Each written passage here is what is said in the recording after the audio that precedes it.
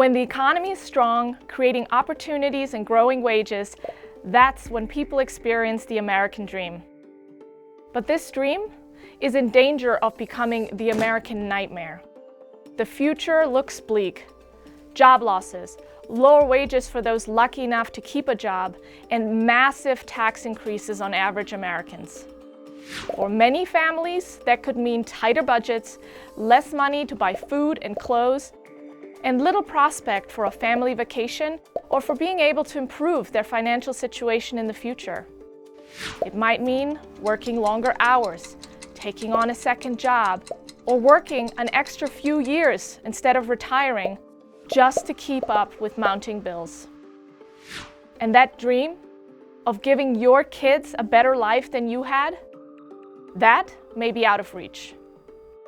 This isn't the plot of some dystopian novel. This is our future if we don't demand that politicians in Washington control their spending addiction. Despite their promises to the contrary, every year politicians continue to spend hundreds of billions of dollars more than the government takes in.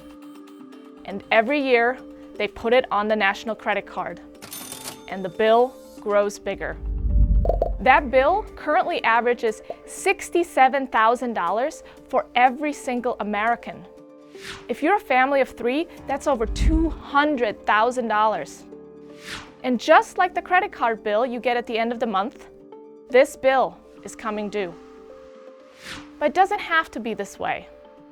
There are several ways our politicians can reform their reckless spending habits and save us from this fate. First, they can stop spending billions of dollars on things that have already been identified as waste, fraud, and duplicative services. Second, they should focus on funding the constitutionally mandated duties of the federal government. First and foremost, national defense. The federal government should return control of many programs to the private sector and state and local governments. Programs often work best and cost less when they're run by those closest to the people affected by them. Third, they should reform the biggest social programs in the budget, from Social Security to healthcare, to return control over healthcare and retirement decisions to Americans while protecting the most vulnerable. And finally, Washington can keep taxes low and eliminate thousands of heavy-handed regulations that just grow government and siphon away our money and freedoms. The recent tax cuts and deregulation are allowing the economy to flourish, which leads to more jobs and rising wages. Higher taxes are not the solution to out-of-control spending. We need to address the problem at its roots. It's not too late to save the incredible promise that is America. But first, we have to convince our leaders to end their runaway spending habits and adopt spending controls.